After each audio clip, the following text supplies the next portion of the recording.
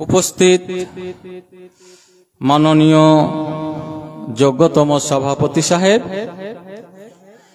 বিভিন্ন মায়ের সন্তান, পর্দার আড়ালের পর্দানাসীন মা ও ভগ্নীগণ,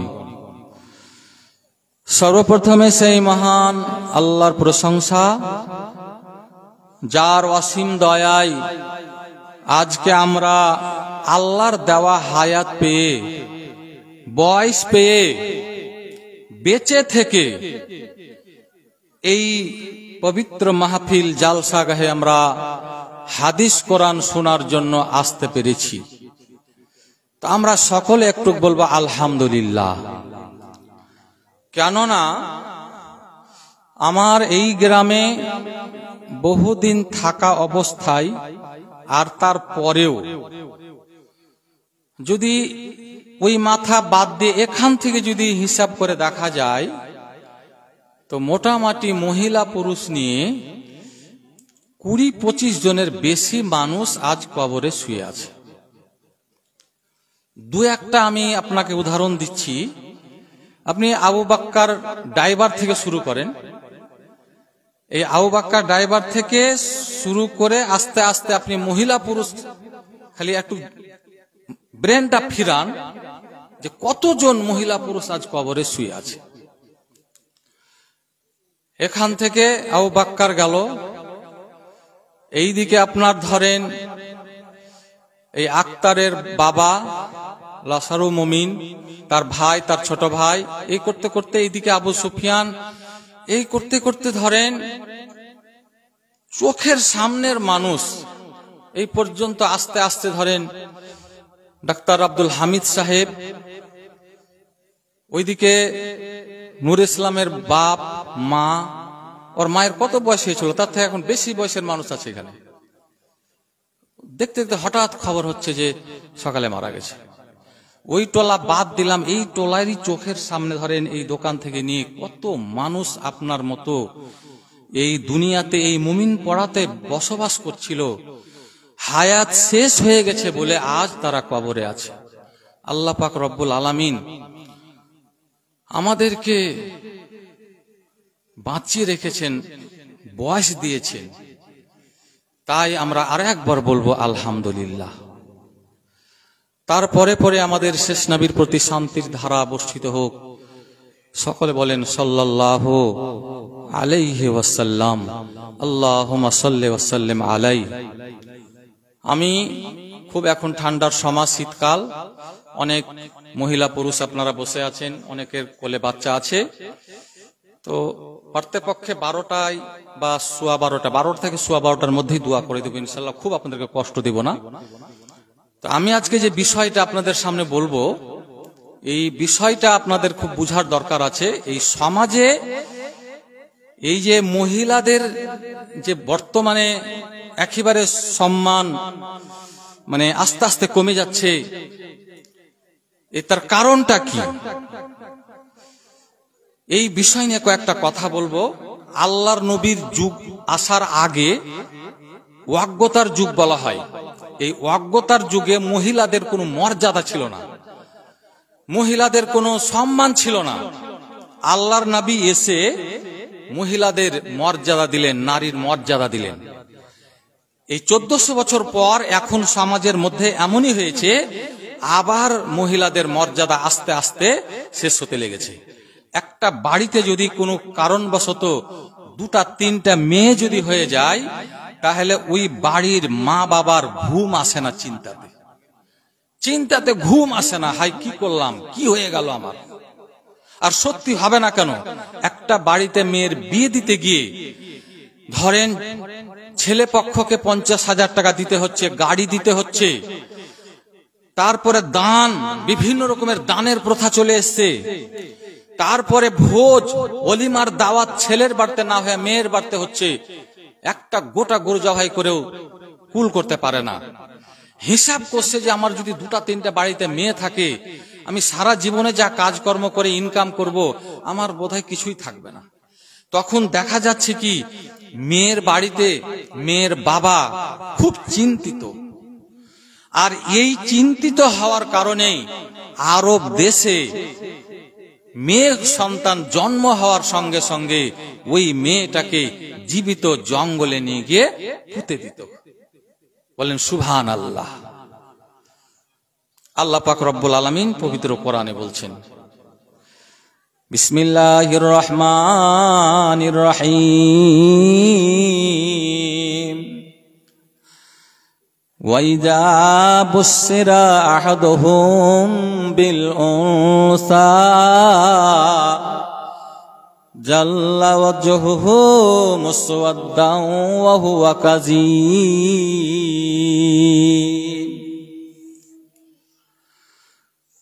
আরব দেশে প্রথা হিসাবে যখন কোনো বাড়িতে মেয়ে সন্তান জন্ম নিত, আর ওই মেয়ের বাবাকে বলা হতো তোমার মেয়ে হয়েছে।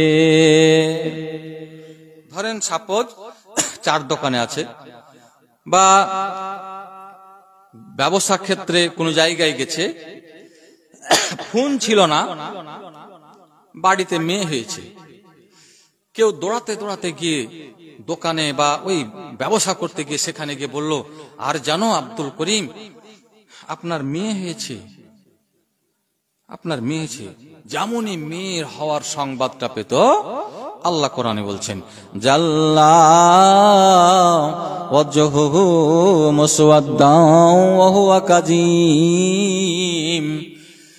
মেয়ে সন্তান জন্ম হয়েছে এই খবরটা শোনার সঙ্গে সঙ্গে মেয়ের বাবার চেহারাখানা কালো হয়ে যেত, মেয়ের বাবার চেহারাখানা মুখখানা কালো হয়ে যেত, আর চিন্তিত হয়ে যেত, হায় কি করলাম, আমার বাড়িতে মেয়ে হয়ে গেল, আমি মেয়ের বাবা হয়ে গেলাম, আমি আজ থেকে মেয়ের বাবা নামে আমি পরিচয় পেয়ে গেলাম। আমার বাড়িতে মেয়ে হয়ে গেল, মানুষ আমাকে মেয়ের বাবা বলবে, কি আমি কত অসহনীয় হয়ে গেল আমার জন্য। এখন তো এই মুমিন পাড়ার যে কোনো লোকের সঙ্গে দেখা হলেই এই কথাটা বলবে, তোমার মেয়ে হয়েছে। না, এ কথা, এই অসহনীয় কথা আমি আর শুনবো না, আর শুনবো না। আল্লাহ কোরআনে বলছেন, ইয়াতাওয়ারা মিনাল কওমি মিন সুই মা বুসিরা বিহি। ওই মেয়ের বাবা লোকজন থেকে আত্মগোপন করতে লাগলো, আড়ালে থাকতে লাগলো, নির্জনে থাকতে লাগলো, যে কোনো মানুষের সঙ্গে যেন দেখা না হয়, এই জন্য নির্জনে থাকতে লাগলো। মিন সুয়ে মা বুসিরা বিহি, তাকে যা সংবাদ দেওয়া হয়েছে তার গ্লানি, তার লজ্জা থেকে বাঁচার জন্য, শরম থেকে বাঁচার জন্য, যে মানুষের সঙ্গে দেখা হলে এই কথাটা বলবে তোমার মেয়ে হয়েছে, তুমি মেয়ের বাবা। আমি এই ধরনের অসহনীয় কথা, এই লজ্জাজনক কথা আমি আর শুনবো না, এই বলে ওই মেয়ের বাবা আড়ালে থাকতে লাগতো, নির্জনে থাকতে লাগতো, যেখানে কোনো মানুষ যাওয়া আসা করত না সেখানে গিয়ে সে বসত, আর সেখানে একা একই থাকতো। আহা, একা একই থাকতে থাকতে আল্লাহ কোরআনে বলছেন, মনে মনে ভাবতো, হাই কি করলাম, মেয়ে তো হয়েই গেছে, কি করব, একে বাঁচিয়ে রাখবো না কি করব। আল্লাহ আমার বলেন, আয়ুমসিকুহু আলা হুনিন আম ইয়াদুসুহু ফিত তুরাবি। ওই মেয়ের বাবা আড়ালে থেকে মনে মনে ভাবতো যে আমি এই মেয়েটিকে এই অসহনীয় অবস্থায় আমি বাঁচিয়ে রাখবো না, আমি তাকে মাটিতে পুঁতে দেব। অর্থাৎ ওই মেয়ের বাবা মেয়ের সংবাদ পেয়ে আড়ালে বসে বসে চিন্তা করছে যে সে তার মেয়েটিকে এইভাবে বাঁচিয়ে রাখবে না তাকে জঙ্গলে গিয়ে তাকে জীবিত অবস্থায় পুঁতে দিবে, আম ইয়াদুসুহু ফিত তুরাব, না তাকে মাটিতে পুঁতে দিবে। বলেন সুবহানাল্লাহ। কি মেয়েদের জন্মের সঙ্গে সঙ্গে তাদের সঙ্গে কি ব্যবহার, কি আচার আচরণ তাদের ছিল। আমার ভাইরা, কতগুলো লোক মেয়েকে বাঁচিয়ে রাখতো, আবার কতগুলো লোক ওই নিজের মেয়েকে, ছোট্ট মেয়েটিকে আশা দেখত 6 বছর পর্যন্ত, যে ওই মেয়েটি 6 বছর বয়স পর্যন্ত কোনো অসুখ হয়ে, জ্বর জ্বালা হয়ে সে মারা যাচ্ছে কিনা। দেখা গেল ওই মেয়েটি 6 বছর বয়স পার হতে না হতে কোনো কারণে কোনো অসুখে মারা গেল। মেয়ের বাবার মাথা খালি হয়ে গেল, মেয়ের মার মাথা খালি হয়ে গেল, কোনো টেনশন থাকলো না, চিন্তা থাকলো না। আর দেখা গেল কি 6 বছর বয়স হয়ে গেল, অথচ মেয়েটি মারা গেল না। তখন করতো কি, ওই বাবা, ওই পাষাণ বাবা ওই মেয়েটিকে মায়ের কাছ থেকে নিয়ে গিয়ে জঙ্গলে নিয়ে গিয়ে জীবিত অবস্থায় পুঁতে দিত। বলেন সুবহানাল্লাহ, জীবিত অবস্থায় পুঁতে দিত। হযরত আবু দারদা রাদিয়াল্লাহু তাআলা আনহু একজন বিশিষ্ট সাহাবী, মুসলমান হয়েছে, ইসলাম গ্রহণ করেছে। কিন্তু ইসলাম গ্রহণের আগে কাফের থাকা অবস্থায় বড় বড় অন্যায় কাজ করেছে। তার মধ্যে একটি অন্যায় কাজ, একটি বড় গুনার কাজ কি, যখন তিনি বুঝতে পারলেন যে এই কাজ করলে কাবিরা গুনাহ হবে, এই কাজ করলে ছোট গুনাহ হবে, এই কাজ করলে বড় গুনাহ হবে, তখন তার ব্রেন আসলে, হায় আল্লাহ, আমি কি করলাম, আমার দ্বারাই অজ্ঞতার যুগে এত বড় ঘটনা ঘটেছে, আমি এত বড় কাজ করেছি, আমার কি উপায় হবে। দৌড়াতে দৌড়াতে এসে আল্লাহর নবীর সামনে উপস্থিত হয়ে আল্লাহর নবীকে বলছেন কি, ইয়া রাসূলুল্লাহ, ওগো আল্লাহর নবী, আমি কাফের থাকা অবস্থায় আমার দ্বারাই এমন বড় গুনার কাজ হয়ে গেছে, সেই গুনাহটা কি এখন ক্ষমা হবে? কি গুনাহ হয়েছে, কি তোমার দ্বারা হয়ে গেছে? বলছে, আল্লাহর নবী গো, আমি বলতে পারছি না, এত বড় কাজ আমি করে ফেলেছি, আমি বলতে পারছি না। আল্লাহর নবী বলছেন, তুমি বলো কি হয়েছে তোমার দ্বারা, বলো, একটু বলো। হযরত আবু দারদা বলছেন আল্লাহর নবীকে, আল্লাহর নবী গো, আমি নতুন বিয়ে করেছিলাম, বিয়ে করার পর আমার স্ত্রী গর্ভবতী হয়েছিল, গর্ভবতী হলো, বাড়িতে অভাব, আমাকে বিদেশ যেতে হবে। আমরা স্বাভাবিকভাবে যেমন মুমিন পাড়ার মানুষ অনেক জায়গা ব্যবসা বাণিজ্যে যাই, তো বলছে আমাকে বিদেশ যেতে হবে।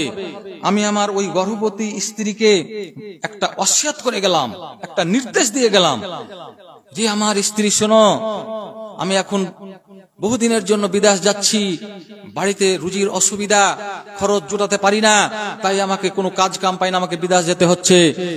তবে তোমাকে একটা নির্দেশ দিয়ে যাচ্ছি যে তোমার যদি ছেলে হয় তাহলে তুমি তাকে বাঁচিয়ে রাখবে, আর যদি মেয়ে হয় তাহলে তুমি তাকে জঙ্গলে গিয়ে জীবন্ত অবস্থায় পুঁতে দিয়ে চলে আসবে। বলেন নাউজুবিল্লাহ। আমার ভাইরা, হযরত আবু দারদা রাদিয়াল্লাহু তাআলা আনহু তিনি বলেন, ইয়া রাসূলুল্লাহ, ওগো আল্লাহর নবী, আমি আমার স্ত্রীকে এই ওয়াসিয়াতটা দিয়ে দিলাম, এই নির্দেশটা দিয়ে দিলাম যে যদি মেয়ে হয় তাহলে তুমি তাকে জঙ্গলে নিয়ে গিয়ে জীবন্ত পুঁতে দেবে, আর যদি ছেলে হয় তাহলে তুমি বাঁচিয়ে রাখবে। এই ওয়াসিয়াত করে, এই নির্দেশ দিয়ে আমি বিদেশ চলে গেলাম। বিদেশ যাওয়া যখন কিছুদিন হয়েছে, তখন কোনো ফোন ছিল না, কোনো যোগাযোগ ছিল না। আমার কিছুদিন যাওয়ার পরে আমার বাড়িতে সন্তান জন্ম নিয়েছে, পুত্র সন্তান না হয়ে, ছেলে সন্তান না হয়ে মেয়ে সন্তান জন্ম নিয়েছিল। কিন্তু ওই মেয়েটি আমার এতই সুন্দরী, এতই ভালো, একবারে আমার স্ত্রী তাকে, তার সৌন্দর্য দেখে তাকে আর জীবন্ত হত্যা করতে পারিনি। আমি ছিলাম বিদেশে,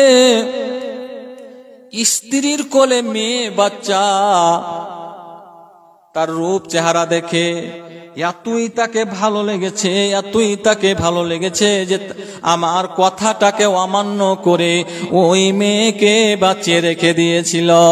আমি বহুদিন পরে যখন বাড়িতে খবর করলাম, ও স্ত্রী রে, আমার বিদেশে সব কাজ কাম শেষ হয়ে গেছে, আমি এখন বাড়ি আসছি। এই খবর যখন পাঠিয়ে দেওয়া হলো, স্ত্রী ভাবলেন, হাই, আমি আমার এই ছোট্ট মেয়েটিকে কোথায় আমি লুকিয়ে রাখবো? যদি আমার স্বামী জানতে পারে, আমার কোল থেকে নিয়ে যাবে আর জঙ্গলে নিয়ে গিয়ে পুঁতে দেবে, আর আমাকে শাস্তি দেবে, কারণ আমি তার কথা পালন করিনি, আমি তার নির্দেশকে অমান্য করেছি। হায় আল্লাহ, আমি কি করি? ওই মেয়ে চিন্তিত হয়ে তার ছোট্ট মেয়েটিকে, হয়তো 2 বছর বা 3 বছর হয়ে গেছে, এই বয়সের মেয়েটি কত জ্ঞানী, মেয়েটিকে মা বুকে জড়িয়ে বলে, ও আম্মা গো, তোমার কথা যদি তোমার আব্বা জানতে পেরে নাই, তাহলে তোমাকে জীবন্ত পুঁতে দিয়ে চলে আসবে। ও মা, তোমার আব্বা যখন বাড়িতে আসবে, তখন তুমি করবে কি? ওই প্রতিবেশীর বাড়িতে তুমি থাকবে, হালিমার বাড়িতে থাকবে, জামিলার বাড়িতে থাকবে, আর 1 দিন 2 দিন এই বেলা ওই বেলা করে তুমি আসা যাওয়া করবে। আর তুমি এসে আমাকে আম্মা বলবে না, তুমি আমার যে মেয়ে বলে তুমি পরিচয় দেবে না। ছোট্ট মেয়েটি 2 বছর 3 বছর 4 বছরের মেয়ে মার কথাটা শুনে নিল। যখন আব্বা তার বাড়ি আসবে, এইদিকে মা যা শিখিয়ে দিয়েছে যে ওই বাড়িতে থাকবে, ওই প্রতিবেশীর বাড়িতে তাকে রাখলো।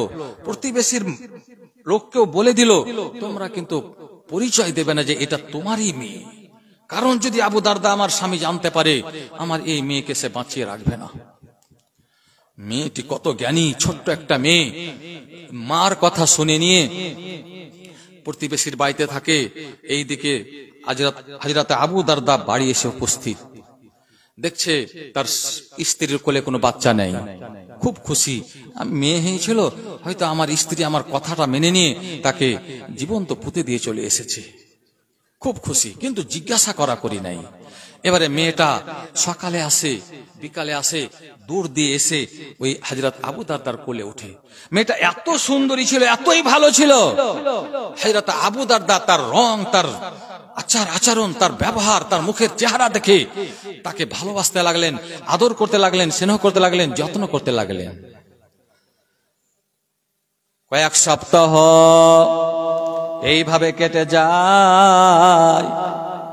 2-3 সপ্তাহ কাটার পরে হযরত আবু দারদার স্ত্রী হযরত আবু দারদাকে বলে, সারাটা দিন স্বামীর কথা মতন চলল, স্বামীর সঙ্গে এমনই ব্যবহার হলো যেন স্বামী তার উপরে সন্তুষ্ট থাকে। এমনই সকাল থেকে সন্ধ্যা পর্যন্ত একটা কথা বলার জন্য এমনই ভাব ভঙ্গিমা করলো মেয়েটি। হযরত আবু দারদার স্ত্রী একমাত্র স্বামীকে রাজি করার জন্য সারা দিন কাটার পরে, সন্ধ্যার সময় খাওয়া দাওয়ার পরে যখন তারা বিছানায় যাবে, এই মতো অবস্থায় স্বামীকে বলে, স্বামী গো, তোমার সঙ্গে যতদিন আমার বিয়ে হওয়া হলো, কোনদিন আমি তোমার কথা অমান্য করিনি, তোমার কথা আমি ছাড়িনি। যেই কথা তুমি বলেছ সেই কথা আমি পালন করেছি। ও স্বামী গো, কিন্তু এমন একটা কথা, এমন একটা কাজের নির্দেশ তুমি আমাকে দিয়েছিলে, আমি সেই কথাটা আমি পালন করতে পারিনি, ওই কথাটা আপনার আমি অমান্য করে দিয়েছি। কি এমন কথা? ও স্বামী গো, এই যেই সন্তানটা আপনার বাড়িতে আসা যাওয়া করছে, যাকে আপনি লালন পালন করছেন, মাঝে মধ্যে খাবার দিচ্ছেন, কোলে আদর যত্ন করছেন, এই মেয়েটা প্রতিবেশীর মেয়ে নয়। স্বামী গো, এই মেয়েটা আপনারই মেয়ে। আপনি যেমন তার রূপ চেহারা দেখে, রং দেখে আপনি যেমন তাকে স্নেহ করছেন, আদর করছেন, যত্ন করছেন, ও স্বামী গো, আমার এই মেয়েটি যখন জন্ম নিয়েছিল আপনার কথা মতো আমি তাকে হত্যা করে দিতাম, কিন্তু ও স্বামী, তার রূপ চেহারা দেখে আমি তাকে হত্যা করতে পারিনি। এটি আপনারই মেয়ে। আল্লাহ আমার বলেন, মেয়ের কথা শোনার সঙ্গে সঙ্গে জাল্লা ওয়াজহুহু মুসওয়াদ্দাও ওয়া হুয়া কাযীম, তার মুখখানা কালো হয়ে গেল। হাই, কি এমন সংবাদ আমার স্ত্রী আমাকে দিল, আমি মেয়ের বাবা নামে পরিচয় পেয়ে গেলাম। আমি এতক্ষণ পর্যন্ত ভাবছিলাম এটি হচ্ছে প্রতিবেশীর মেয়ে, আমার বাড়িতে আসা যাওয়া করে, আমি তাকে লালন পালন করি, আর আমার স্ত্রী বলছে এটা তোমারই মেয়ে। আমি মেয়ের বাবা নামে পরিচয় পেয়ে গেলাম। ওই সঙ্গে সঙ্গে সে চিন্তিত হয়ে গেল, হাই কি করব, হাই কি করব, আমি তাকে বাঁচিয়ে রাখবো না তাকে মাটিতে পুঁতে দেব। আল্লাহ আমার বলেন, আয়ুমসিকুহু আলা হুনিন আম ইয়াদুসসুহু ফিত তুরাবে। মেয়ের বাবা মনে মনে ভাবে যে তাকে লাঞ্ছিত অবস্থায় বাঁচিয়ে রাখবে না তাকে জীবন্ত মাটিতে পুঁতে দেবে। এই দুটা দিক নিয়ে সারাটা রাত চিন্তা করতে লাগলো, আমি এই মেয়েকে তার মার কাছ থেকে কেমন করে আমি ভুলিয়ে ভালিয়ে নিব। সারা রাত পার হয়ে গেল, সিদ্ধান্ত নিল এটাই, না না, আমি নিজেকে মেয়ের বাবা নামে পরিচয় দিয়ে আমি জীবন যাপন করতে পারবো না, এটা আমার জন্য সহ্য হবে না। তাই আমি আমার স্ত্রীর কোল থেকে আমি কি করে আমার এই মেয়েকে নিয়ে গিয়ে আমি জঙ্গলে পুঁতে দিয়ে আসবো। এই সারাটা রাত চিন্তা করতে করতে সেই নির্ধারিত করে নিল, আমি কোনো না কোনো বাহানা দিয়ে, আমি কোনো না কোনো কৌশল করে আমি এই মেয়েকে তার মার কোল থেকে নিয়ে গিয়ে আমি জঙ্গলে গিয়ে পুঁতে দিয়ে চলে আসব। সকাল হলো, পাগলিনী মা জানে না যে এই আমার স্বামী সারাটা রাত ঘুম যায়নি, কি করে আমার কোল থেকে আমার মেয়েকে নিয়ে যাবে। সকাল যখন হয়েছে, ওই হযরত আবু দারদা তার স্ত্রীকে বলে, ও স্ত্রী গো, বহুদিন থেকে আমি মেয়ের নানির বাড়ি যাইনি, তাই তুমি আজকে করো কি, এই মেয়েটিকে আমার সঙ্গে সাজিয়ে কুজিয়ে দাও, আমি মেয়েকে নিয়ে গিয়ে আমি মেয়ের নানির বাড়ি থেকে ফিরে আসি। পাগলিনী মা হযরত আবু দারদার স্ত্রী এটা জানে না যে ছল করে, বাহানা করে আমার কাছ থেকে, আমার কোল থেকে মেয়েকে নিয়ে যাচ্ছে। মা খুব খুশি হয়ে, আনন্দ হয়ে তাড়াতাড়ি করে মেয়েটিকে গোসল করিয়ে দিল। গোসল করার পরে সব থেকে যেটা ভালো জামা, সব থেকে যেটা ভালো পোশাক, ওই পোশাকটা বের করে ওই ছোট্ট মেয়েটিকে পরিয়ে দিল, আর সুন্দর করে ওই নিজের মেয়েকে ওই বাবার হাতে ধরিয়ে দিল। হযরত আবু দারদা বলেন, ইয়া রাসূলুল্লাহ, ও আল্লাহর নবী, আমি আমার স্ত্রীকে, আমার মেয়েটিকে না জানি আমি ছোট্ট বাটের এখান কোদাল আমার ব্যাগের ভিতরে নিয়েছিলাম, আমি কিছুতেই আমার স্ত্রীকে জানতে আমি দিনি, কাপড় দিয়ে ঢাকা দিয়ে দিয়েছিলাম, আর আমি ওই কোদালের ব্যাগটা এক হাতে নিলাম, আর আমি ওই ছোট্ট মেয়েটিকে আমি তার মার কাছ থেকে আমি বাহানা করে ধরে নিলাম, হাত ধরে নিয়ে আমি এবারে বের হতে লাগলাম। আমার স্ত্রী ভাবলো বহুদিন পরে আমার মেয়েকে নানির বাড়ি নিয়ে যাচ্ছে, কত আনন্দ, কত খুশি। আর আমি যেমন তার রূপে পাগল হয়ে তাকে হত্যা করতে পারিনি, আমার স্বামীও তার রূপ চেহারা দেখে, তার সৌন্দর্য দেখে তারপরে মায়া বসে গেছে। কি আনন্দ, আমার স্বামী আমার মেয়েকে নিয়ে বেড়াতে বের হয়েছে। যেতে যেতে যেতে এই রাস্তা যেতে হবে নানির বাড়ি। এবারে হযরত আবু দারদা বলেন, আমি সোজা রাস্তা ছেড়ে দিয়ে জঙ্গলের দিকে নেমে যাচ্ছি। আমার ওই ছোট্ট মেয়েটি হাত ধরে পিছন দিকে টানছে, ও আব্বা আপনি এই দিকে কেন যাচ্ছেন? নানির বাড়িতে এই দিকে নয়। আমি পাষাণ বাবা গো, আমি কিছুতেই মেয়ের কথা শুনলাম না। আমি মেয়েটার হাত ধরে নিয়ে যেতে যেতে আমি জঙ্গলের মাঝখানে চলে গেলাম। জঙ্গলের মাঝখানে গিয়ে আমি বললাম, ও মা তুমি দাঁড়িয়ে থাকো। মেয়েটিকে দাঁড় করে দিলাম, আর আমি ব্যাগ থেকে কোদালখানা বের করলাম। ইয়া রাসূলুল্লাহ, আমি কোদালখানা বের করে যখন আমি গর্ত খুঁড়তে লেগেছি, আমার ওই ছোট্ট মেয়েটি এখন পর্যন্ত বুঝতে পারেনি। আমি গর্ত খনন করছি, আর মাটিগুলো আমার কাপড়ে লাগছে, শরীরে লাগছে, দাড়িতে লাগছে। আমার ওই মেয়েটি নিজের হাত দিয়ে চাদর ওড়নি দিয়ে দিয়ে দিয়ে দিয়ে আমার মুখ থেকে মাটিগুলোকে ঝরিয়ে ঝরিয়ে ফেলছিল। নবী গো, তবু আমার মেয়ে জানে না কি ঘটবে। এই করে করে যখন কোমর পর্যন্ত খোঁড়া হয়ে গেল, আমি আমার মেয়েটিকে বললাম, মা তুমি দেখো তো কতটা খোঁড়া হয়েছে। যেমনই আমার ওই মেয়েটি দেখতে গেছে, আমি তাকে ধাক্কা মেরে দিয়ে ওই গর্তের মধ্যে ফেলে দিলাম। ইয়া রাসূলুল্লাহ, ও আল্লাহর নবী গো, আমি শুধু গর্তে ফেলে দিলাম তা নয়, আমি গর্তে ফেলে দিয়ে আমি ছোট ছোট পাথর দিয়ে আমি মারতে আরম্ভ করলাম। ও আল্লাহর নবী গো, যখন আমি মারতে আরম্ভ করলাম, আমার ওই ছোট্ট মেয়েটি তখন বুঝতে পারলো এ আমার প্রাণ নাশ করবে। আমি বুঝতে পেরেছি এ আমার আব্বা আমাকে এই মাটিতে আমাকে পাথর ছড়ে ছড়ে মেরে মেরে আমাকে জীবন্ত পুঁতে দেবে।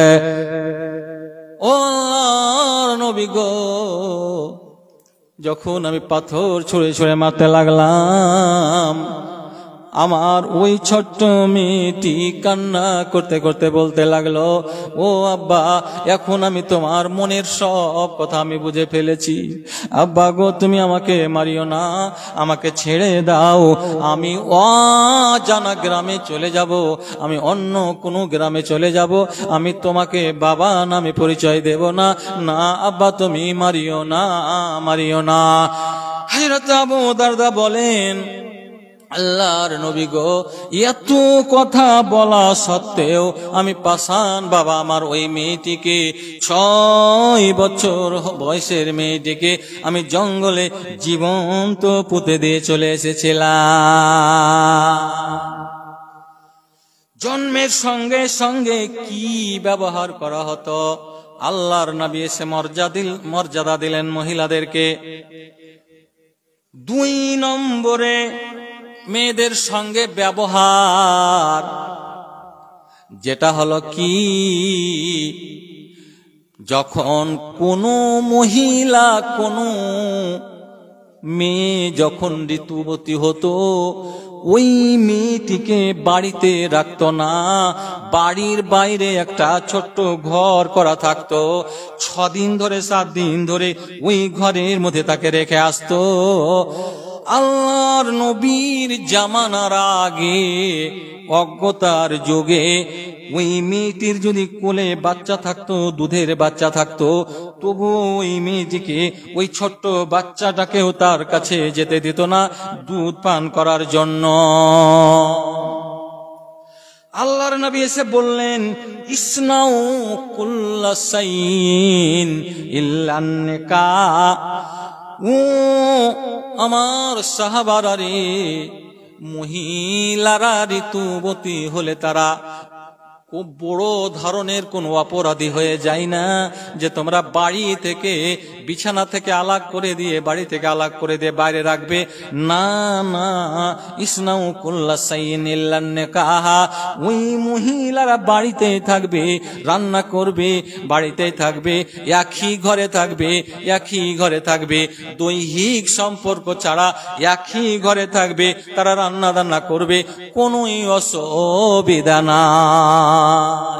এই মর্যাদাটা আল্লাহর নবী এসে দিলেন। বিয়ের ব্যাপারে খারাপ প্রথা ছিল। এই বর্তমানে যেমন কোন বাড়িতে যদি মেয়ে থাকে, বিয়ের বয়স হয়ে গেছে, খেয়ে না খেয়ে 2 বছর 4 বছর ধরে তাকে টাকা পয়সা জমা করতে হচ্ছে। কেন? 50,000 টাকা দিতে হবে, গাড়ি দিতে হবে, ছাপের খাট দিতে হবে, বিছানা দিতে হবে, মশারি দিতে হবে, যত রকমের জিনিসপত্র আছে সব আসবাবপত্র দিতে হবে। চিন্তা, শুধু চিন্তা, ঘুম আসে না। কেন ঘুম আসে না? এই জন্য ঘুম আসে না, হায়রে একটা মেয়ে মানুষ হয়ে গেল, 2 বছর পরে আর একটা মেয়ের বিয়ে দিতে হবে, তারপরে আর একটা মেয়ের বিয়ে দিতে হবে, আর যতগুলো খরচ দেখছি, এই খরচ আমি কোথা থেকে রোজগার করব, কোথা থেকে আমি পাবো, এই চিন্তা, শুধু চিন্তা, শুধু চিন্তা। অথচ এখন পর্যন্ত কোনোই মানুষ এটা নিয়ে, যৌতুক নিয়ে চিন্তা ভাবনা করলো না। বাড়িতে ছেলে বিয়ের বয়স হয়েছে, 1 টাকাও নাই, বিয়ে দিতে খরচ হয়ে গেল, 40,000 টাকা নিয়ে আসলো, 10,000 টাকা দিয়ে মাংস, 2,000 টাকা দিয়ে প্যান্ডেল, 2,000 টাকা দিয়ে বক্স, কিছু মশলা, এই করতে করতে সম্পূর্ণ বিয়ে হয়ে গেল, 200 টাকা ফের বেঁচে গেল, 1 টাকার খরচ হলো না। আর বরযাত্রী দেখেন, 100টা বরযাত্রী, 50টা বরযাত্রী, এগুলো প্রথা। বরযাত্রী তো পুরুষেরাই যেতে পারবে না, সেখানে মহিলাদের জন্য দেখেন যে পুরুষেরা তো বিদেশে আছে, কি করবে, সব চলে যাও, সব মহিলা বরযাত্রী। এই বরযাত্রী কথাটা কোথাও আছে কিনা হাদিসে, একটা হাদিস বলছি, তাহলে আপনারা বুঝতে পারবেন। হযরতে আনাস রাদিয়াল্লাহু তাআলা আনহু হাদিসটা বর্ণনা করে তিনি বলছেন, আন্নান নবী সাল্লাল্লাহু আলাইহি ওয়াসাল্লাম রা আলা আব্দুর রহমান বিন আউফ আসারা সুফরাতিন। একদিন সকাল বেলায় ফজরের নামাজের পর যারা গাড়ি বরযাত্রী নিয়ে যাচ্ছেন, মেয়ে ছেলে সব, ভালো করে শুনবেন, সকাল বেলায় ফজর নামাজের পরে আব্দুর রহমান বিন আউফের শরীরে হলুদের দাগ দেখতে পেলেন। মানুষ বিয়ে করতে গেলে হলুদ মাখে না, ঠান্ডার সময় কম মাখে, আর এমনি সময়তে বেশি মাখে। হলুদ মাখা স্বাভাবিক, এক একটু যদি মাখায় তো মাখাইতে পারে দাদিরা, যেগুলা মোহরেম, হয়তো নিজের বোন। এখন ধরেন হলুদ মাখাইছে আর ভানি, হলুদ দেওরকে হলুদ মাখাইছে আর ভানিরা, ওকে ফেলে দিছে, বুঝলেন, একবার পিঠার মতন ফেলে ওকে একবারে 4-5 হাতকে ছিতরে দেয় ওকে করে। ওর হলুদ মানে যা সারা জীবনের ব্যথা ছিল, ওর ব্যথা যেন ভালো হয়ে যায়। বর্তমানে সব দেশের উপর থাকে গেছে না, হলুদ কে মাখাইছে, ভানি মাখাইছে হলুদ, নাউজুবিল্লাহ। না, আর যদি মাখাই তাহলে মা মাখাইবে, ফুফু, বহিন, এই ধরনের বুড়ি থুড়ি গেলা না। হলুদ মাখার 4-5টা চাস্ত ভানিকে নিয়ে আইসা ওকে ভিড়িয়ে দিলে ওর সারা জীবনের ব্যথা শেষ।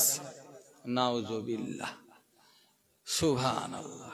কোথায় যেটা পেল, প্রথা হিসেবে চলে আসছে। দেওর ভানি সম্পর্কে একটা হাদিস বলছি, এটা তরজমা থেকে গেল। আল্লাহর নবী বলছেন, ইয়াকুম আদ-দুখুলা আলান নিসাই, যেখানে বেশি বেশি মহিলারা থাকবে তোমরা ওখানে যেও না। তো একজন হাল ঠালা সাহাবী উঠা বলছে, আল্লাহ নবী, আরাইতা আল হামুয়া, বিশিষ্ট সাহাবী বলছে, আরাইতা আল হামুয়া, দেওরের ব্যাপারে আপনার মতটা কি? আল্লাহর নবী বললেন, আল হামুয়া আল মাউত, দেওর হলো মৃত্যুর মতো। অর্থাৎ তাফসিরে দিয়েছে, আল মারাতু তাহাজিরু মিনাল হামুয়ে কামা তাহাজিরু মিনাল মাউতে। একটা মহিলা দেওরকে বলে এতটা ভয় করবে যেমন ভয় করবে তার মতকে বলে, মৃত্যুকে বলে। তাহলে দেওর মানে মরণের মতো তাকে ভয় করবে।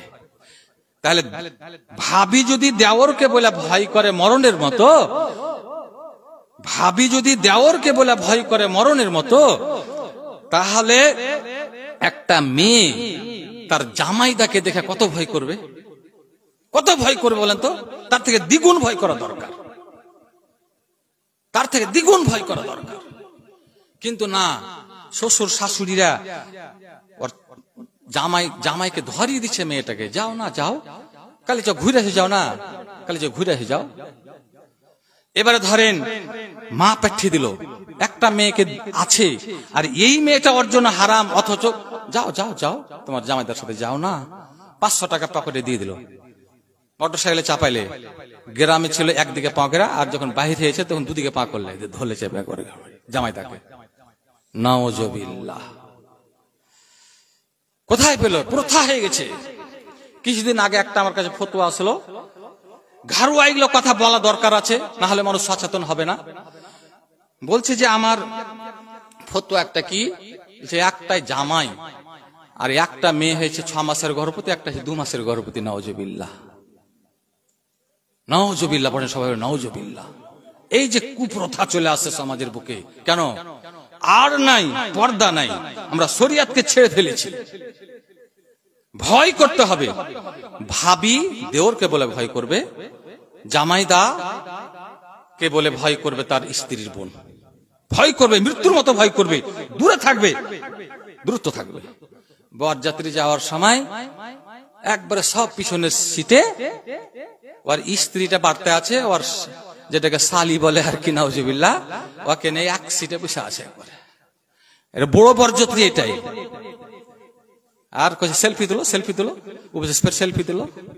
একবার মাথার কাপড় উঠিয়া, একবার মাথার কাপড় দিয়া, একবার ওড়নি পিছনে ছেড়ে, একবার সাইডে ছেড়ে গেলে সেলফি তুলো, ফুটফুট তুলো খালি। নাউজুবিল্লাহ, সুবহানাল্লাহ। জীবনে করবে না, একটু সাবধানতা অবলম্বন করেন, না হলে ধ্বংস হয়ে যাবে সব। আল্লাহর নবী বললেন, যখন আব্দুর রহমান বিন আউফের শরীরে এরকম হলুদের দাগ দেখতে পেলেন, নবী আমার বলছেন, মা হাজায় আব্দুর রহমান, ওগো আব্দুর রহমান, তোমার শরীরে এটা কিসের দাগ, কি ব্যাপার, তোমার কেন হলুদ হলুদ লাগছে? আব্দুর রহমান বললেন, ইয়া রাসূলুল্লাহ, গো আল্লাহর নবী, ইন্নী তাজাওয়াজতু ইমরাতান, নিশ্চয় আমি একটা মহিলাকে বিয়ে করেছি, আলা ওয়াসনে নাওয়াতিম মিন জাহাবিন, একটা খেজুরের আঁঠি বরাবর সোনা মোহর দিয়ে। যেমন এই কথাটা বললেন, আমি একটা খেজুরের আঁঠি বরাবর সোনা মোহর দিয়ে বিয়ে করেছি। আল্লাহর নবী সঙ্গে সঙ্গে বললেন, আউলেম, তুমি না, আল্লাহ নবী বললেন, বারাকাল্লাহু লাকা, আল্লাহ যেন তোমার জন্য এই বিয়েতে বরকত দান করেন। আউলেম ওয়ালাউ বিসাতিন, তুমি ওলিমার দাওয়াত খাইয়ে দাও, যদি একটা ছাগল জবাই করে হোক না কেন, একটা ছাগল জবাই করে হোক, হলেও ওলিমার দাওয়াত খাও। তো আল্লাহর নবী আব্দুর রহমান বিন আউফকে, মানে যে বিয়ে করে নিয়ে এসছে তাকে বলছেন যে একটা ছাগল জবাই করে তুমি ওলিমার দাওয়াত খাইয়ে দাও। এটা বললেন না যে 10 খান গাড়ি নিয়ে মেয়ের বাবার বাড়ি চলে যাও আর দাওয়াত খেয়ে এসো। ছেলেটাকে বলছেন যে দাওয়াত খাইয়ে দাও ওলিমা করে। এখন আপনাদের একটা প্রশ্ন করছি, হযরত আব্দুর রহমান বিন আউফ সব সময় নবীর মজলিসে থাকতেন, সব সময় নবীর মজলিসে থাকতেন, অথচ তিনি বিয়ে করেছেন। সাহাবারা তো জানেন না, আল্লাহর নবী পর্যন্ত জানেন না, মানে আল্লাহর নবীকেও বরযাত্রী নিয়ে যায়নি, আল্লাহর নবীও জানেন না যে আব্দুর রহমানের বিয়ে হয়ে গেছে। আর আজকে আমাদের দেশে দেখা যায় কি, একটা বিয়ে হলে 22 গ্রাম মিলিয়ে ঢাক ঢোল দিয়ে বোঝা যায় চল সব বরযাত্রী, চল বরযাত্রী। বরযাত্রী গাড়ি যখন পেল না তো হেঁটে যেতে লাগলো, হেঁটে যেতে লাগলো। সুবহানাল্লাহ। আর বেটা ছেলে যাচ্ছে হেঁটে, আর যতটি গাড়ি সব বোঝা হয়ে গেছে মহিলারা। আর মহিলারা বরযাত্রী গিয়ে সর্বপ্রথম তো দোকান লেখা, চাটপাটির দোকান, আগে চাটপাটি খেয়ে ওখানে সব, তারপরে ফের ভাত খেলো, ভাত খাওয়ার পর আর একবার চাটপাটি। আর বাড়িতে বসার জায়গা নাই, শুধু রাস্তা দিয়ে ড্যাং ড্যাং ড্যাং ড্যাং করে হেঁটে বেড়াইছে, শুধু ড্যাং ড্যাং করে হেঁটে বেড়াইছে। নাউজুবিল্লাহ। চিন্তা করার কথা আছে। আল্লাহর নবীর সাহাবী আল্লাহর নবীর মজলিসে থাকতেন, আর সাহাবীটা বিয়ে করে নিয়ে আসছে, তো আল্লাহর নবীকে পর্যন্ত বলেন, তাহলে কত কম খরচে বিয়েটা হবে। জি, হযরতে আনাস রাদিয়াল্লাহু তাআলা আনহু তার বিয়ের বয়সে পৌঁছালেন। তার পিতার নাম হচ্ছে মালিক। তো মালিক তার ছেলের বিয়ে দিবে। তো ছেলের বিয়ে বউ দেখছে, এক জাতে বউ দেখলো অনেক সম্পদ, কিন্তু মেয়েটা কোরআন পড়তে জানে না, নামাজ পড়তে জানে না, কিছুই জানে না। আর এক জাত দেখলো বলছে বংশমর্যাদা খুব ভালো, সব দিকে খুব ঠিক, মেয়েটা দিন সম্পর্কে বুঝে না, শরিয়াত বুঝে না, বাদ দিল। এই করতে করতে হঠাৎ করে খবর পেল যে একটা, ধরেন স্বাভাবিক একটা উদাহরণ দিয়ে বলছি, খালতিপুর একটা মেয়ে আছে, ওই মেয়েটা কোরআন পড়তে জানে, মেয়েটা 5 ওয়াক্ত নামাজ পড়ে, মেয়েটা শরিয়াত বুঝে, মেয়েটা হালাল হারাম বুঝে, কিন্তু মেয়েটা একবারে রং কালো, মেয়েটার মুখ একবারে দেখতে কেমন অযথা, গরিব ঘরের মেয়ে, কিছুই দিতে পারবে না, শুধুমাত্র কোরআন পড়তে জানে আর শরিয়াত বুঝে। মালিক বউ দেখে আসলেন, ছেলের বউ কোরআন পড়তে জানে, কিছুই পাওয়া যাবে না, একবারে শূন্য হাতে বিয়ে নিয়ে আসতে হবে। আনাস এইদিকে লাল টকটকা ছেলে, দেখতে খুবই সুন্দর, একবারে নাজমুলের মতন, যেই দেখবে সেই চয়েস করবে জামাই করে, এত টকটকা ছেলে বিয়ে করবে। বউ দেখেনি, বাবা বউ দেখেছে, মেয়ে কিন্তু রং কালো, কিছুই দিতে পারবে না, কোরআন পড়তে জানে, হালাল হারাম বোঝে। ছেলেকে বলল, চল বাবারে তোমার বিয়ে দিয়ে নিয়ে আসবো, ওই গ্রামের মেয়ের সঙ্গে তোমার বিয়ে হয়ে যাবে। মুহূর্ত ধার্য করে আনাসের বিয়ে দিলেন মালিক। কোনো বরযাত্রী নাই, কোনো গাড়ি নাই, কিছুই নাই, নিজের ছেলের বিয়ে পড়িয়ে নিয়ে চলে আসলেন, গ্রামের মানুষ পর্যন্ত জানে না।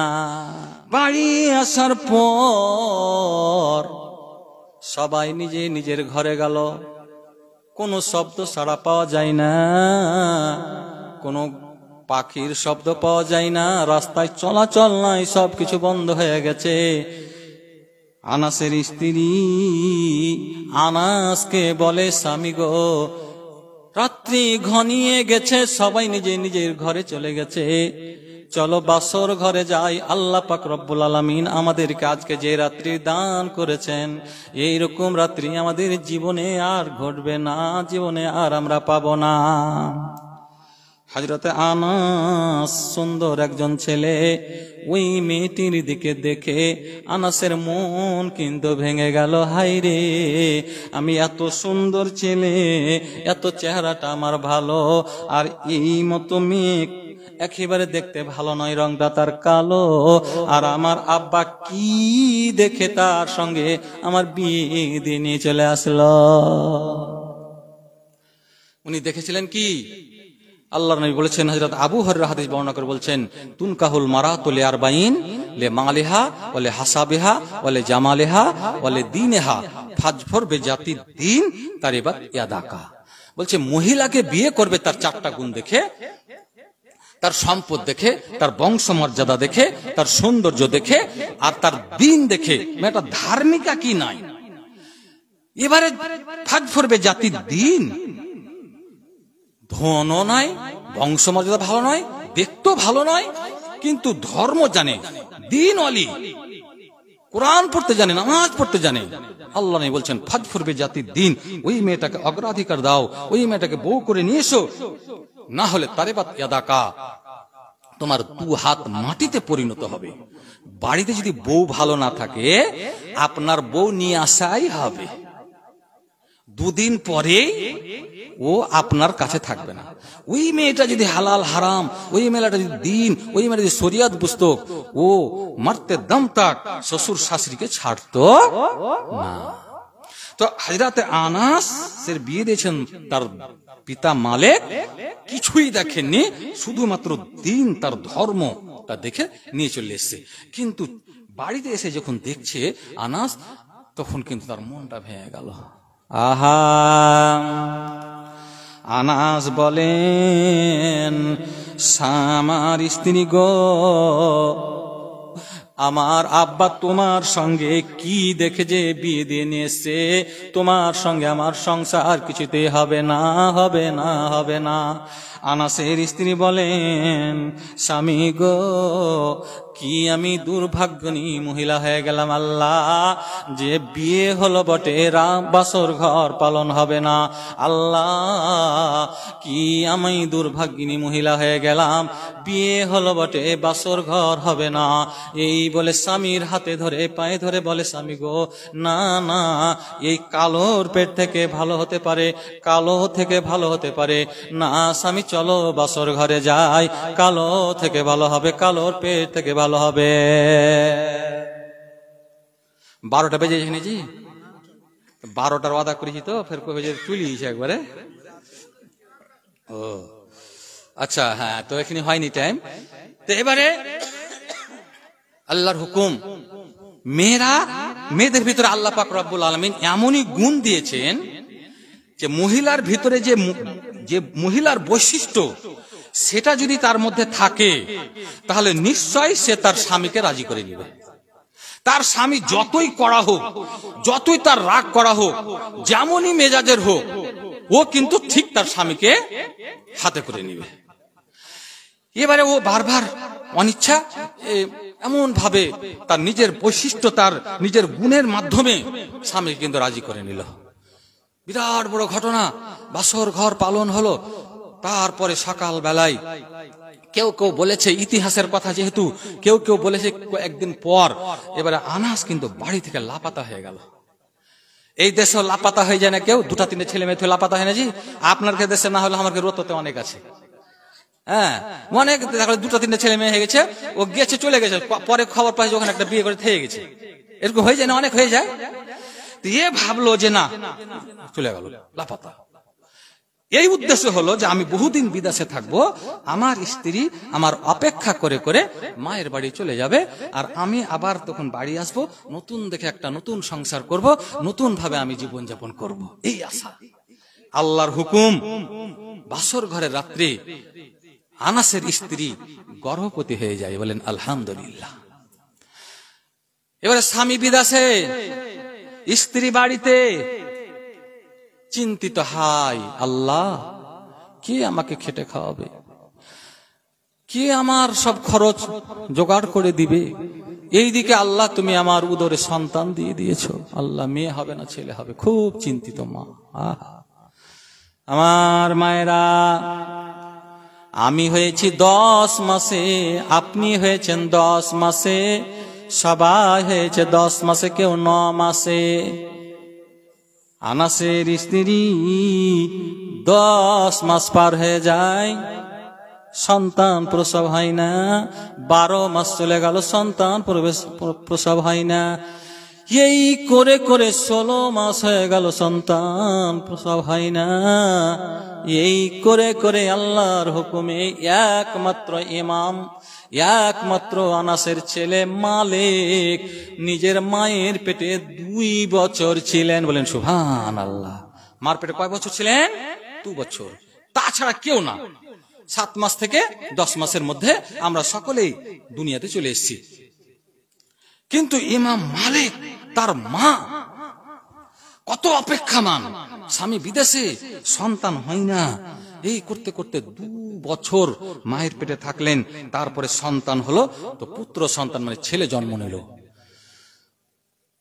আনাসের স্ত্রী ভাবছেন ছেলেটার নাম কি রাখবো, কি রাখবো, কি রাখবো, করতে করতে করতে তার দাদার নামে নাম রাখলেন মালিক। কি নাম বললাম? মালিক। এবারে মালিককে রেখে আদর যত্ন করে। বাড়িতে অভাব, কি খাবে? অনেক মহিলারা আছে না, বিড়ি বেঁধে বেঁধে সংসার চালায়। এই গ্রামে অনেক আছে, বিড়ি বেঁধে বেঁধে সংসার চালায়। সেই জামানাতে হয়তো চাটাই বোনাইতো, বা যা প্রথা ছিল সেই প্রথা হিসাবে কষ্ট করে করে নিজের সংসার চালাচ্ছে। কেন? যে এই স্বামীর ঘরে অনাহারে থাকা ভালো, কিন্তু বাবার ঘরে ফেরত যাওয়া ভালো নয়। মহিলারা জানে যে স্বামীর ঘর থেকে ফেরত এসছে বাবার ঘরে, সেই তার জ্বালাটা জানে। মেয়েটা কত জ্ঞানী ছিল, ধার্মিকা মেয়ে। বলছে না, এখানে আল্লাহ কোন রকম রুচির ব্যবস্থা হয়ে যাবে। করতে করতে স্বামীর খবর নাই, আর আনাসের স্ত্রী ছোট্ট ছেলেটাকে কত কষ্ট করে লালন পালন করছে।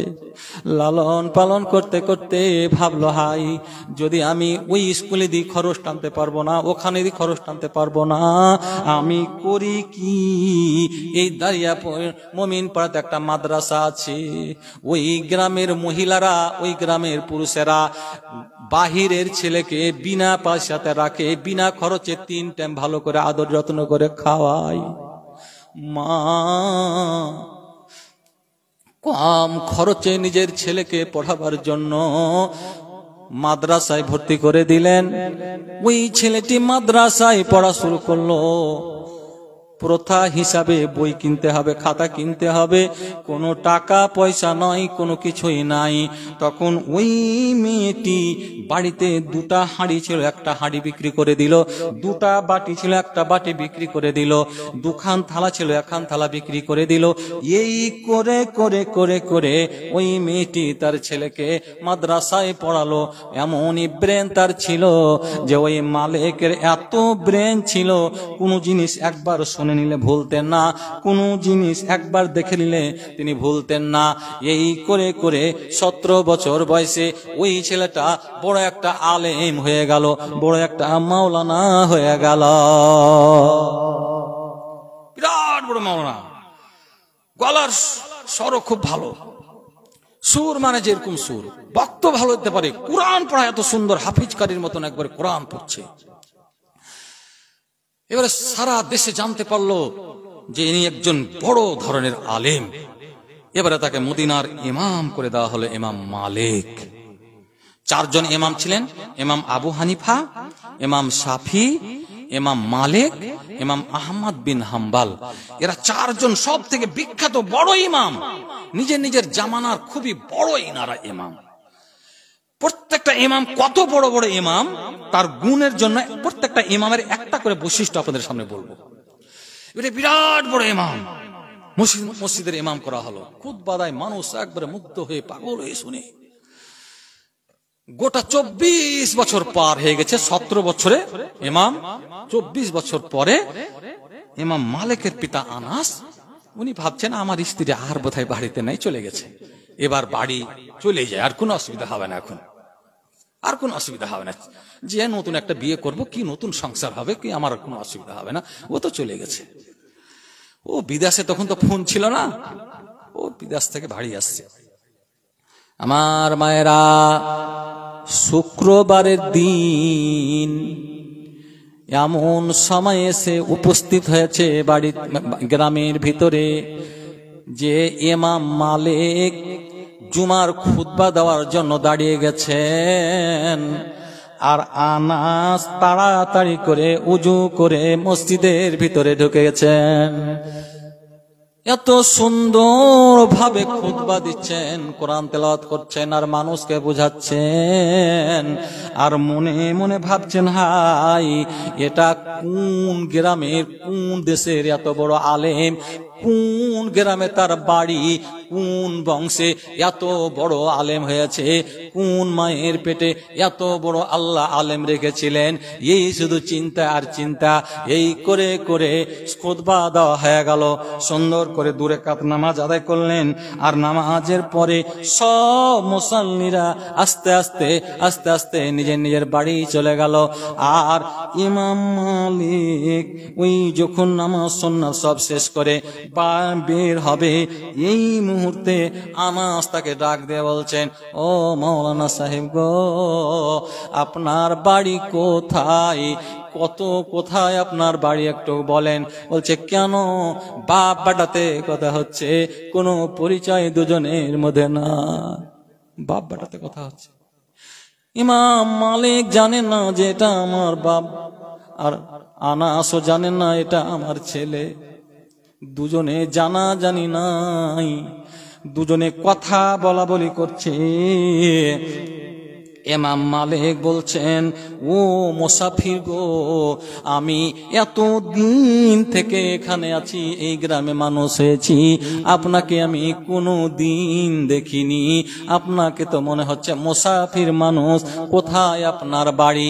আনাস পরিচয় না দিয়ে বলে আমার বাড়ি বহু দূরে, কিন্তু তুমি কোন বংশের ছেলে, তোমার বাড়িটা কোথায়? ইমাম মালিক বলেন এই গ্রামে আমার জন্ম। তোমার এই গ্রামে জন্ম, কোন বংশের তুমি ছেলে গো? এত সুর তোমার ভালো, এত যোগ্য আলে। ইমাম মালিক আব্বাকে বলে আব্বা, না আব্বা আব্বা আব্বা, কিন্তু জানে না মুসাফির বলে মুসাফির আমি বংশের সন্তান, আমার মা আমাকে খুব কষ্ট করে পড়িয়েছে। বলছে তোমার আব্বার নাম কি? ইমাম মালিক বলেন মা বলেছে আমার আব্বার নাম হলো আনাস। যেমনই আনাস বলা, হযরত আনাস বলছেন তোমার দাদুর নাম কি? দাদুর নাম বললেন। তৃতীয়বারে বলছেন যে আপনি কেন হতভম্ব হয়ে যাচ্ছেন? কথা বলছে আর ভাবছে যে আনাস বলল, আনাস তো আমি, আর আমার বাবার নাম ফের তার দাদুর নাম বলছে, তো এই ছেলেটা কি তাহলে আমারই? এই ছেলেটা কি আমারই ছেলে? বারবার যখন জিজ্ঞাসা করলেন, ইমাম মালিক ওইভাবেই বললেন আমার আব্বার নাম হলো আনাস, আমার দাদুর নাম হলো মালিক। হযরত আনাস বলেন তুমি কি তোমার আব্বাকে দেখেছো? ইমাম মালিক কাঁদতে কাঁদতে বলছে মুসাফির আমি আমার আব্বাকে কোনোদিন চোখে আমি দেখিনি। মা বলে শুধুমাত্র বিয়ে হয়েছে, বাসর ঘর পালন হয়েছে, কিন্তু আমি আমাকে ছেড়ে তোমার আব্বা বিদেশ চলে গেছে, এখন পর্যন্ত ফিরিনি। তাই ও মুসাফির আমি আমার আব্বাকে আমি কোনো দিন দেখিনি।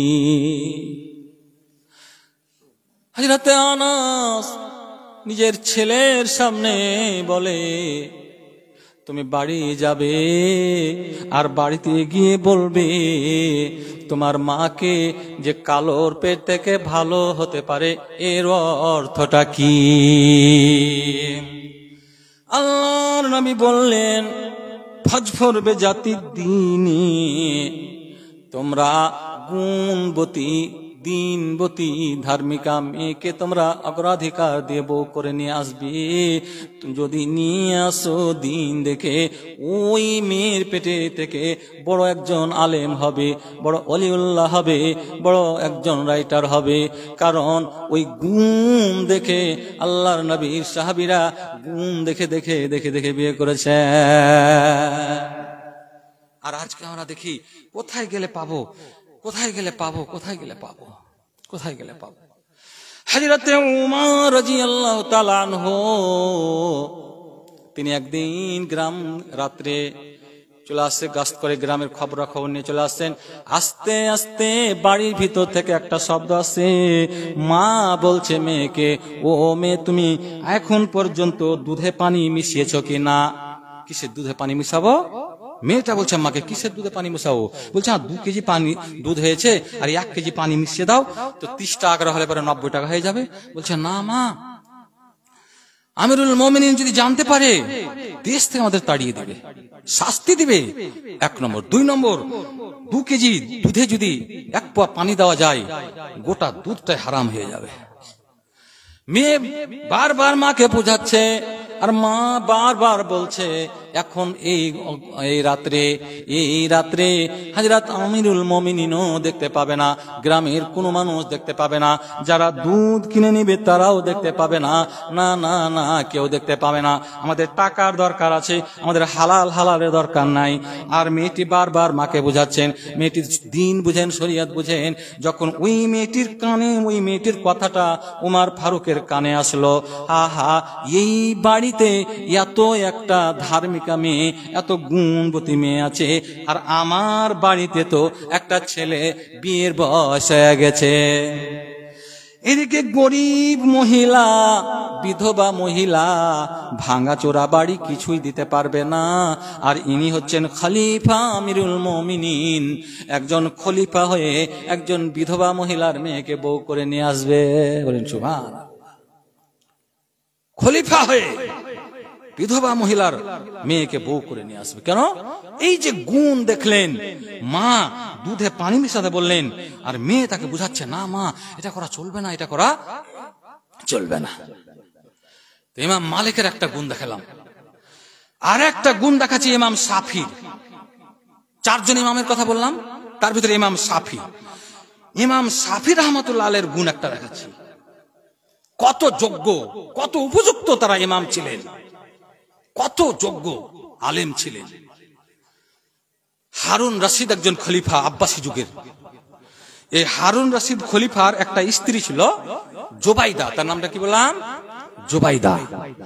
তো জোবাইদা সেই জামানার সব থেকে সুন্দরী মহিলা, আর যার কারণে খলিফা সব থেকে সুন্দরী মহিলাকে বিয়ে করেছিলেন। তো বিয়ে করে নিয়ে আসলেন নিজের বাড়িতে। বিয়ে করার পর একদিন হঠাৎ করে ছাদের উপরে উঠে বা খালি মাঠে যে কোনো জায়গাতে বা গলিতে হঠাৎ করে হারুন রশিদ তার স্ত্রীকে বলছে যে তুমি যদি চাঁদের থেকেও বেশি সুন্দর না হও তাহলে কিন্তু তোমাকে তালাক। নাউজুবিল্লাহ। চাঁদের থেকে সুন্দর না হলে তালাক। ফতোয়া, ফতোয়া দিবে কে? সংক্ষেপে বলছি, দোয়া করে দেবো, কেউ পালাবেন না, লাস্ট দোয়া করে আপনি যাবেন। এবারে সমস্ত আলেমকে ডাকা হলো। আলেমেরাকে জিজ্ঞাসা করল, কি ব্যাপার, মানুষ কি চাঁদ থেকে সুন্দর হতে পারে? আর ডাইরেক্ট বলে দিয়েছে চাঁদ থেকে সুন্দর না হলে তোমাকে তালাক, আলাদা হয়ে যেতে হবে। বারবার জোবাইদা বলছে, হারুন রশিদ খলিফা আমার স্বামী গো, আপনি যত বড় কথা বলে দিয়েছেন, আমি একবারে হারাম হয়ে গেছি আপনার জন্য। আপনি আলেমদেরকে ডাকেন। সব আলেমকে জিজ্ঞাসা করা হলো, ডাকা হলো, ডেকে সব আলেমের কাছে ফতোয়া জানা হলো। বলছে যে না, মানুষ তো চাঁদের থেকে বেশি সুন্দর হবে না, তো যখন তুমি চাঁদের থেকে বেশি সুন্দর নয়, তোমার তালাক হয়ে গেছে, তোমরা বিচ্ছেদ ঘটে যাও, দুই জায়গায় হয়ে যাও। সব খুব চিন্তা, এদিকে হারুন রশিদও চিন্তিত, আর এদিকে জোবাইদাও চিন্তিত। হাই, বাদশার সঙ্গে আমার বিয়ে হয়েছিল, আর বাদশা আমাকে এই কথায় কথায় এইভাবে কথা বলে দিল, আমি বাদশার জন্য হারাম হয়ে গেলাম। আর হারুন রশিদও ভাবছেন, গোটা দেশের ভিতরে সব থেকে সুন্দরী মহিলা আমার স্ত্রী ছিল, আর তাকে আমি তো হারিয়ে ফেললাম।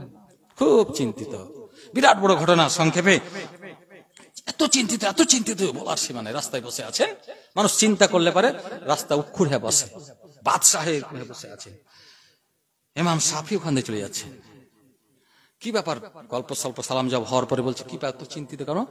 বলছে, আর তোমার তাতে কি হবে, তুমি তো একটা ছোট বয়সের আলেম, তুমি তো বেশি বয়স হয়নি। বাদশাহ বলছেন, বলছে আপনি বলেন না। বলছে এই ঘটনা আমি বলে ফেলেছি, তো যত আলেম ছিল সব আলেম ফতোয়া দিয়ে দিয়েছে যে তোমার স্ত্রী হারাম হয়ে গেছে। কেন? বলছে এই ঘটনা চাঁদের থেকে আমি তুলনা করেছিলাম। বলছে না না, জোবাইদা চাঁদ থেকেও সুন্দর বেশি।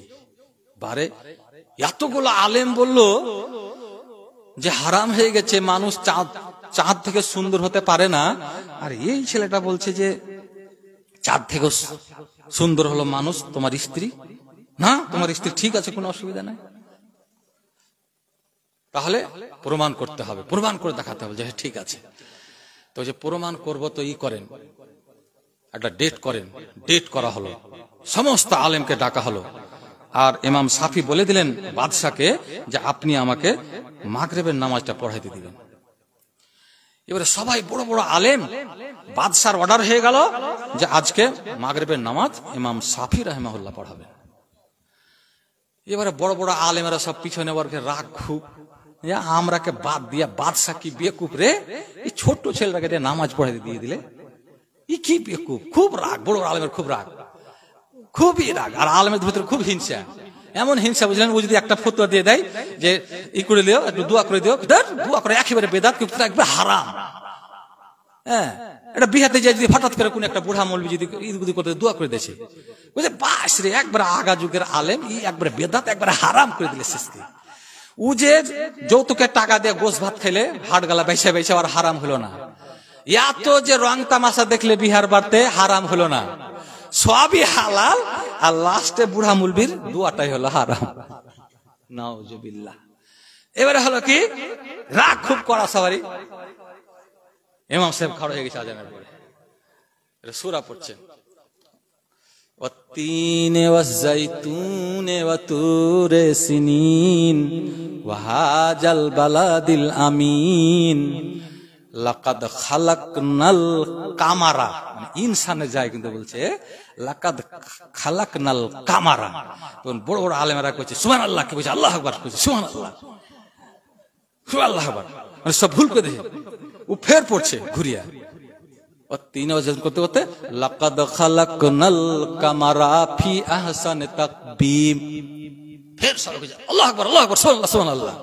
আর ও কিন্তু ঘুরিয়া ফের ওই সূরাটাই পড়ছে বারবার, ফের শুরু 3 নম্বরে শুরু করেছে লাকাদ খালাকনাল কামারা ফি আহসানি তাকবীম। 3 বার বলার পরে হারুন রশিদ ভাবছে যে বহু তালাক হয়েছিল, এই বেকুবকে নিয়ে এসে আরো আমার মান সম্মান চলে গেল। যে এত বড় বড় আলেম থাকা সত্ত্বেও আমি এই ছোট্টটাকে দিন নামাজ পড়াইতে আর সূরা ওয়াতিন পড়তেই জানে না, সূরা ওয়াতিন পড়তেই জানে না। আমি এক জায়গায় জালসা করতে গেছি, বুঝলেন, জালসা করতে যে মানে দান আদায় করলে কিন্তু হাত উঠে দোয়া করে দিতে হয়। বক্তা মানুষ কিন্তু হাত উঠে হয়তো লাস্টের সময় দোয়া করে দিল। একটা মক্তবের শিক্ষক, বুঝলেন, ওই বলছে সব ভাই যখন চলে গেছে বাড়ি, বলছে মানলাম আপনি বেদাত করে দিলেন যে সব শেষে। আমরা কিসের শেষে বেদাত করছে? হাত উঠে দোয়া করে দিলেন সবাইকে নিয়ে। আমি বললাম যে বেদাত তো হয়ে গেল রে, ঝোঁকে ঝোঁকে একটা বয়স্ক মানুষ এইভাবে বললো, আর কথাটা ফেলতে পারলাম না, তো বেদাত হয়ে গেছে, তো জায়গা ওটা বেদাতকে উঠিয়ে দাও, পরে আর কোনদিন করবো না। এবারে ওয়ার কিন্তু দাড়ি এত বড়, মানে কাঁচি দেওয়া যদ্দূর আসে। আমি ঠিক আছে তোকে দেখাচ্ছি। এবারে ফজরের নামাজের পরে বললাম যে যারা দাড়ি কাটে ওরা হলো ফাসেক, আর ফাসেকের পিছনে নামাজ পড়া চলবে না। আর ও করেছে কি, কাঁচি দেওয়া যদ্দূর আসে টোটালটাকে থুয়েছে। ও তো দেখছে যে আমার শেষই করে দিবে, আর ভাতে হাত দিয়ে দিয়েছে। কয়েকজন একটা বুড়া মানুষ ছিল, কয়েছে আমি আগে থেকে বলছি যে এ হারকে ইমামের যোগ্য নয়, কারণ যে আর খালি ডেলি সকালে দাড়ি কাটছে, ডেলি সকালে দাড়ি কাটছে, এ আমাকে ইমামের যোগ্য নয়। আমার কথা কে হলাই না, একে আজকে টাকা দিয়ে বিদায় করে দেব। নাউজুবিল্লাহ। তো হারুন রশিদ খলিফা বলছেন হাই, আমার মান সম্মান সব চলে গেল, কারণ এত বড় বড় আলেম থাকা সত্ত্বেও আমি একে দিয়ে বললাম তুমি নামাজটা পড়াও, আর বারবার এত বলছে আল্লাহু আকবার সুবহানাল্লাহ, আল্লাহু আকবার সুবহানাল্লাহ, কিন্তু কিছুতেই সে লাকাদ খালাকনাল ইনসানা বলে না। এবারে 3 বার বলার পর নিজে নামাজটাকে অন্য সূরা পড়ে নামাজটা শেষ করে দিল। হারুন রশিদের তো খলিফা মানুষ, রাগ যে একে নামাজে একেবারে ঝেড়ে দেবো না, কি করবো, খুব রাগ। তো কোন রকম থাইমা সালাম ফেরা হয়েছে, আর সালাম ফেরার পরে তখন আবার দাঁড়িয়ে গেছে। আর কি দাঁড়িয়ে যাওয়ার পর সব আলেমেরাও বলছে হ্যাঁ আপনি এত বড় আলেম থাকা সত্ত্বেও আপনি নামাজ পড়তে কি ভুল করে, নামাজ হলে কি হলো না। ওই খাড়া হয়ে বলছে এই থামো, এই থামো থামো। এবারে ফের থামতে বলছে, কত সাহসে আর ফের থামতে বলছে। আমি যখন ইমামতি ছিলাম, তো একদিন ফজরের নামাজে সহসিজদা আছে না কোরআন পড়তে পড়তে, আমি ফজরের নামাজে কিন্তু না বলেই সহসিজদার সূরা কিন্তু ধরে নিয়েছি, আর ধরার পরে কিন্তু মাঝখানে ডাইরেক্ট চলে গেছি এতে সিজদাতে।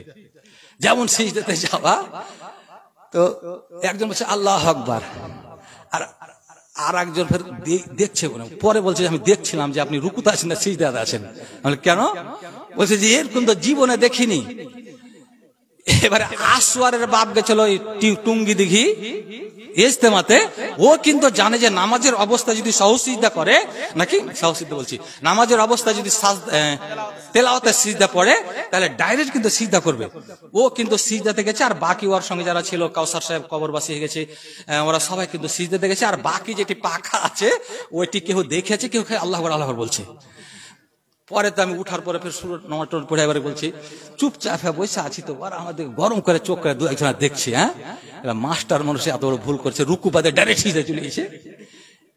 আমি তো সালা কি করবো, ভুল স্বীকার করবো নাকি। পট করে আসর আবার দাঁড়িয়ে বলছে না জি, তেলাওয়াতের সিজদা ছিল এখানে, ওই জন্য বলছে ও এরকম নামাজে হয়, রুকু বাদ দিয়ে ডাইরেক্ট সিজদাতে চলে যায় নাকি? মাঝে মাঝে হয়। তো বলছে আমাকে আমার যে কোনদিন করে দেখাইনি, যে আমি এখন থেকে শুরু হয়ে গেল। তারপরে এই যে শুরু হয়ে গেছে, বুঝলি না, শুরু হয়ে গেছে। তো যে জিনিসটা যে জানে না, ওর কাছে তো নতুন হবে, ও তো নতুন ভাবে কি না কি করে দিল নামাজে। ছোট ছেলেটা বলছে থামেন, ঠিক আছে। বারবার তালকিন কেন দিয়েছিলেন?